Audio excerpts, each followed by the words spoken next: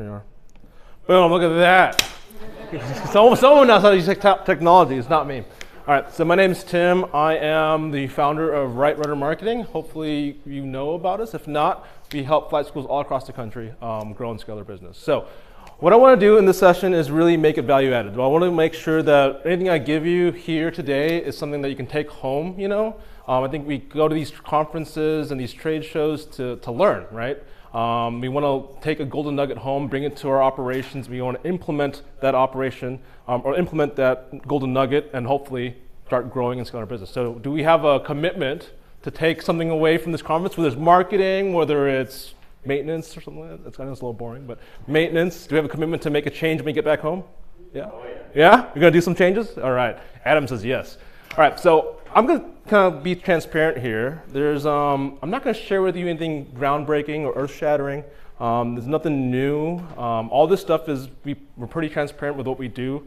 We have a book that we published. It's downstairs in our booth. You can check it out, or you can check the QR code and we'll talk to you as well and give you our secrets away, give all our secrets away.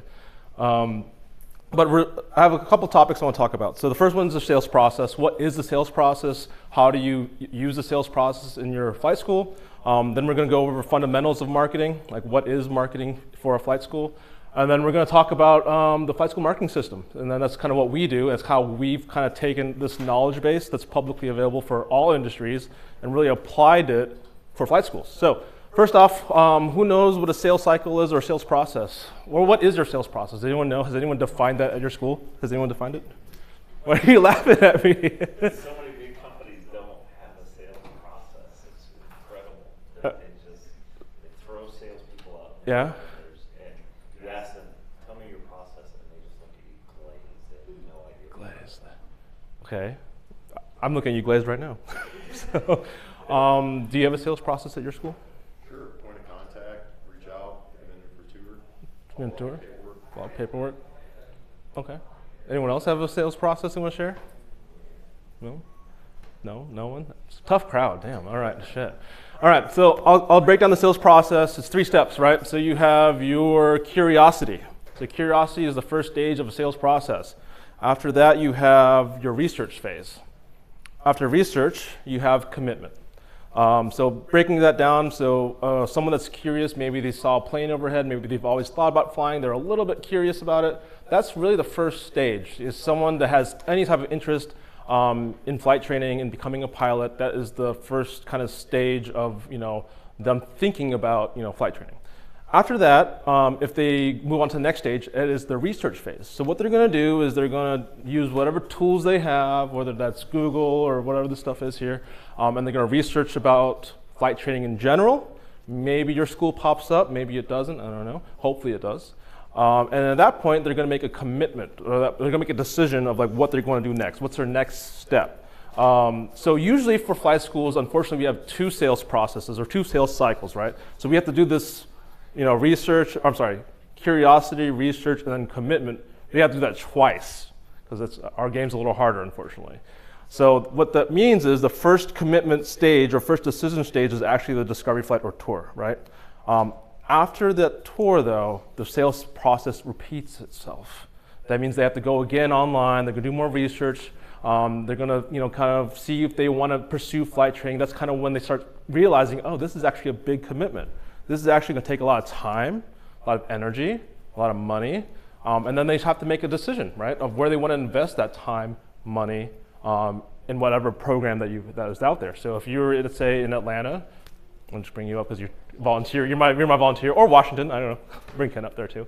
They're going to look at what's available, and then eventually make their decisions. That is the sales process. So what I like to do is we have what's called a CRM, or customer relationship management software. And there's a bunch of them downstairs as well. So like you check out Flycore and all of them, they're really great people. But usually what a CRM does is they take the leads in and you categorize where that person is in the sales process. You take notes, you can collaborate with their team, and then people know what that is, right? So that is a CRM. Highly recommend you get one.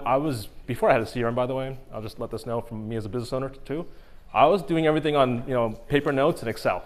So as we grew, it got really, really hard to keep track of people. The bigger you get, your business, it's basically having a bunch of balls in the air you're juggling, and then as you grow, there's more balls in the air, and if you're only one person or you don't have a good system to keep these balls in the air, guess what happens?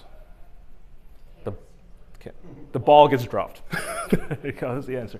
So that kind of leads me to the next topics. We talked about the sales process. When people are doing the research, you want to make sure you have a good foundation, right?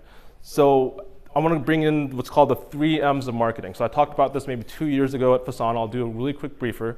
The first one is your market. It's understanding who your ideal customer is. It's understanding who you actually want to bring your flight training to. In my book, I say, you're not pizza. You can't make everyone happy. So you have to find your specific target. So if it's youth people, people that are young, just graduating high school, maybe go for an accelerated program, that's your ideal client, or ideal customer, ideal student profile, so to speak. Maybe you're looking for the career changers, people that are looking to change their career, mid-career. In that case, you might want to have better fleet, but you have to really understand who you want to hit. And the reason I say that is because it's going to change your messaging. So the way you message your company, whether it's really professional, you have maybe everyone's wearing a suit, maybe where people are wearing the amulets, whatever, uniform. If that's the kind of vibe you want to bring out, then you want to stay consistent across your entire market. That's the messaging, right? That goes now into the medium. So first M is what? Who's listening? Market. Okay. Second one? Message, and the third one is medium. So medium is the tactic stuff. It's this stuff right here. A lot of people get caught up on, Google ads, website, SEO, fun quiz, whatever it is. Those are all tactics, and I think we should all employ all the tactics. If we have the budget, the time to do it, just do all of them. That's kind of what my thing is. So there is no magical bullet to marketing. It's like, you have many controls, many different levers you go pull, and the best companies have some form of this already in their flight school. So I'm going to walk you through the flight school marketing system. The first one's the website. So we talked a little bit about that earlier. That's just making sure that people go to your school, they look you up, they find you, they know how to call you. If your phone number's on top, put your phone number on top. They know how to reach out. They know how to get information. It looks nice. The design of the website is like kind of goodly formatted and well. That's really it. So that's really it about website. It's not that hard. I do find coding it from scratch makes it faster, makes it more modern. You don't have to buy these plugins left and right. You just code it and it goes. So especially with AI, there's Claude Code and Lovable, whatever. You can do it yourself. You don't really need a dev team anymore, or you don't need all this stuff. You can just do it by yourself. WordPress is good too, but not a fan of WordPress, but it works. WordPress, Square, Flowbyte, whatever you call them. Yeah, just make it look nice, and make sure it's designed. Have this in your head. It's designed when someone visits the website that they're inclined to leave you their contact information, to become a lead. That is the point of a website. So the next one is kind of a fun one. This is what is probably, as far as my business was probably the best return on investment for any school is to invest in what's called SEO. So SEO stands for search engine optimization. It's how to get your school ranked on the top of Google. Now with recent trends and all that stuff, we have AI, right? So a lot of our students, especially the younger ones, they use ChatGPT, they use Grok, they use Claude, Gemini, whatever you want to call it. Now, what I'm seeing is if you do a good job with the SEO portion, all the tactics that are involved with SEO, you will show up on the chat engines. So I have schools and I'll look at, hey, best flight school in Kansas City. And Roberts pulls up. So you'll have all this stuff come up in there. And if you have a good SEO, it's going to show up. So what are some of the tactics with SEO? I'll kind of break it down a little bit. Like I said, a lot of this is detailed in the book. QR code, by the way. There's a book that I detail it. But there's two kind of forms of SEO. You have our on-page and your off-page.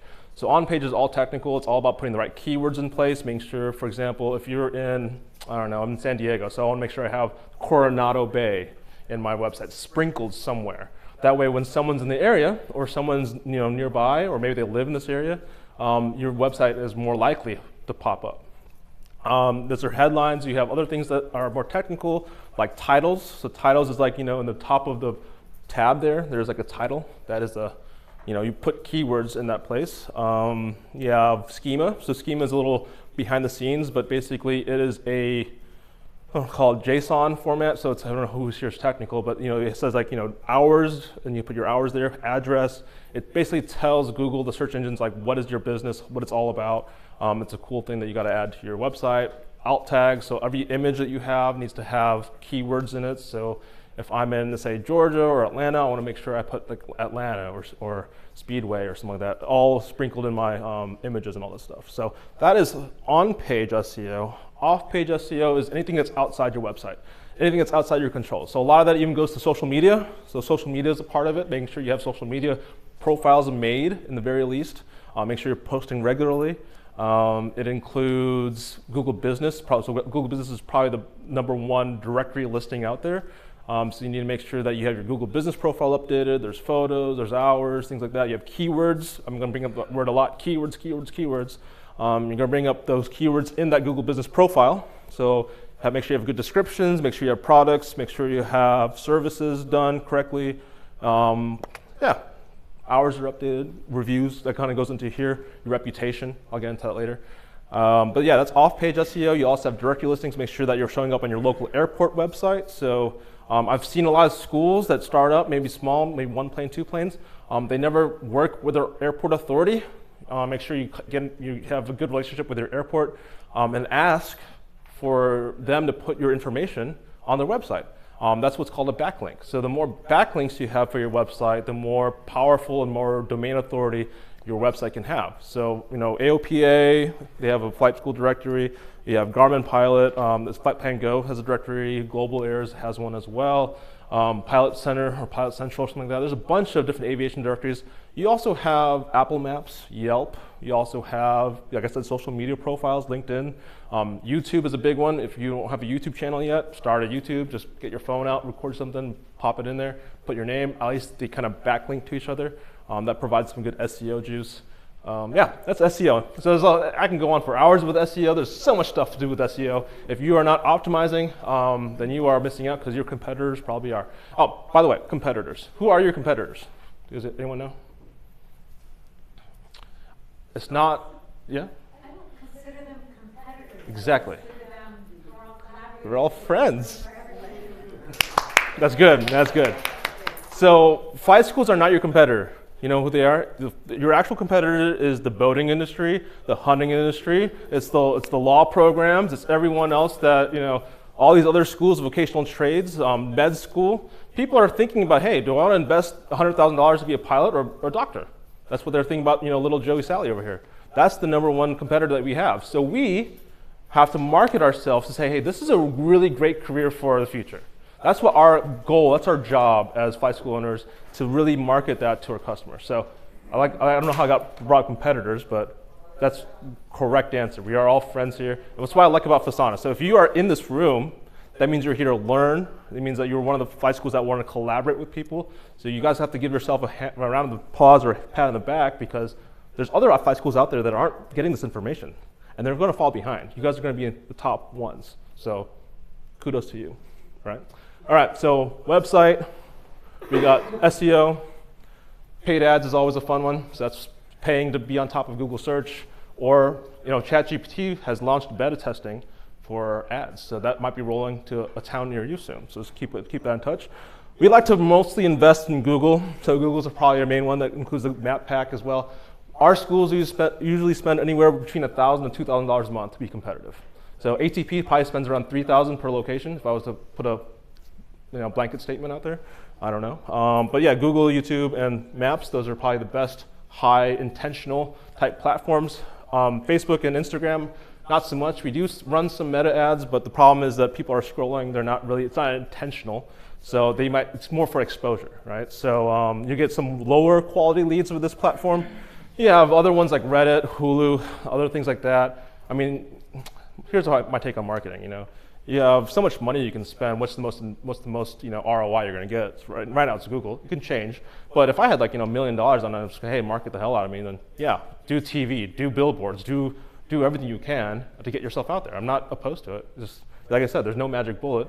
Just push it out there. So next one over here is your reputation. So your reputation is very important. Make sure you check your Google your flight school name every once in a while. Check on Reddit or forums. Make sure they're not bad mouthing you. Another thing to do is look at your Google reviews. Make sure you always try to solicit for reviews. So we always ask our students after they solo, after they check ride, hey, leave us a Google review. We can do email campaigns to do this, to get a Google review, but to be honest with you, it's the CFIs that you are employing. They're the best advocate to get that Google review. So if you're not really creating a culture within your company to get that Google review, you're never going to get it. So that is that one. And I was talking about emails and automation. So there's a lot of tools out there, especially ones downstairs in the vendor hall. Use automation for your benefit. So we have, when someone fills out a form, they get an automatic email. We can put them on a nurture sequence so they get emails every single week or every single month. They can send text messages, can do whatever. So that's it right there. So I'm about to end here, but I have a question for you, just before I end. Who's responsible for all this? So we have your sales process, we have your 3 M's of marketing, you have the flight school marketing system. Who's responsible for it? Who's accountable for it? That's bingo. It's not me. So I'm an agency owner. My job is to save you time to do this for you. But you need to come up with a strategy. You need to be responsible for yourself in order to implement it. And if you don't commit to marketing, if you don't commit to investing in getting yourself known, no one else will.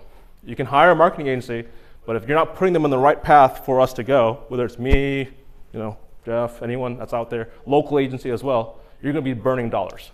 So make sure you have a strategy in place. Think about your 3 M's. Work with a marketing agency or do it yourself. We have resources downstairs. If you like what I talk about, this is your last chance. It's screaming your name. Scan the code. All right, thank you guys.